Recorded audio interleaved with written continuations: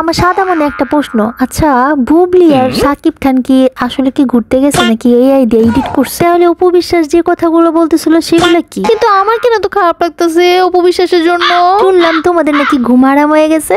সাকিব আর বুবলির ঘুরতে যাওয়া শুনে এক একজনের নাকি ঘুম হারাম হয়ে গেছে। বাংলাদেশে অর্ধেক জনগণ তো অপেক্ষা করতেছে অপু বিশ্বাস কি স্ট্যাটাস দেয় সেইটা দেখার। কিছু মানুষ তো স্ট্যাটাস দিয়েই বসছে, রাতে নাকি ঘুমাই না যদি কোনো স্ট্যাটাস মিস হয়ে যায়। রে ভাই, আপনারা নিজের সরকার কেন তেল দেন না? হ্যাঁ, মানুষের সরকার নিয়ে এত চিন্তা ভাবনা আপনাকে কি লেখা কোন তো? আমার ছোট্টবেলায় সাকিব খানকে দেখেছিলাম অপু বিশ্বাসের সাথে মুভি করতে। ছোটবেলায় বলতে গেলে সাকিব খানের মুভি আমি তেমন একটা দেখতাম না, আমি রিয়াজকে অনেক বেশি পছন্দ করতাম। তো রিয়াজের মুভিগুলো আমার কাছে স্ট্যান্ডার্ড লাগতো, সেগুলোই আমি দেখতাম। সেটা হচ্ছে গিয়ে হিন্দি মুভি কুছু কুছু হোতা। গাইস, সেই ছোট্টবেলার কথা অপু বিশ্বাস আর সাকিব খানের প্রেম আমি গুঞ্জনে শুনেছিলাম। অপু বিশ্বাস আর সাকিব খানের মুভিগুলো খুবই কিন্তু ভাইরাল হচ্ছিল বা ফেমাস হচ্ছিল। ওখান দিনে হিট মুভিগুলো বলতে গেলে সাকিব খান আর অপু বিশ্বাসের মুভিগুলোই ছিল। অপু বিশ্বাস আর সাকিব খান মুভি করতে করতে কখন যে তারা এক হয়ে গেছে কেউ বলতে পারে না। আমি নিউজে হঠাৎ করে শুনলাম বুবলির সাথে সাকিব খানের বিয়ে কথা চলতেছে। তখনই আবিষ্কার হলো যে অপু বিশ্বাসের একটা ছেলে আছে আর সেটার বাবা হচ্ছে সাকিব। প্রথমে সাকিব খান সেই ব্যাপারটা স্বীকার করতে না চাইলেও পরে কিন্তু স্বীকার করে নিয়েছে যে সেটা তারই ছেলে। অপু বিশ্বাস কিন্তু হিন্দু ছিল,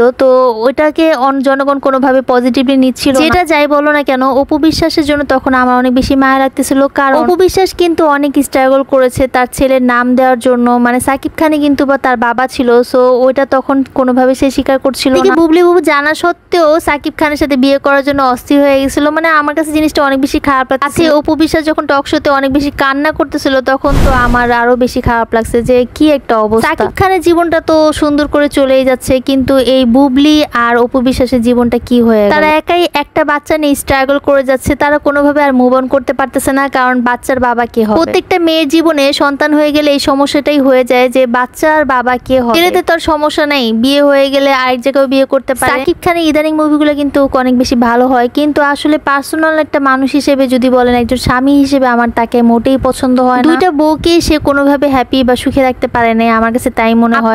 আমি কোনো মেয়ে কিন্তু এই জিনিসটা কোনোভাবে মেনে নিতে পারতাম না। জানি না বুবলি আর অপু বিশ্বাস কিভাবে মেনে নিয়ে বসে আছে। তাদের পিছনে হয়তো অনেক মানুষ পড়ে আছে বিয়ে করার জন্য, কিন্তু বাচ্চার বাবা হওয়া আসলে সবাই হতে চায় না আর সবাই হতেও পারে না। বুবলি সেই তখন অপু বিশ্বাসকে নিয়ে কত কথা বলছে, এখন সে নিজেই স্ট্রাগল করতেছে। বলে কি মানুষকে নিয়ে কথা বলা বাদ দেন, বুঝছেন? যদি মানুষকে নিয়ে যেটা বলবেন সেটা কিন্তু নিজের উপরে চলে আসে। যে যেমন আছে তাকে সেভাবে করে ভালো থাকতে দেন। আপনারা এইভাবে খোঁচামূলক কথা বললে তাদের ভিতরে জিনিসগুলো জাগ্রত হয়, তাদের ভিতরে কষ্ট জাগ্রত হয়। স্ট্যাটাসের জন্য অপেক্ষা করেন, এসব তো ঠিক না, তাই না?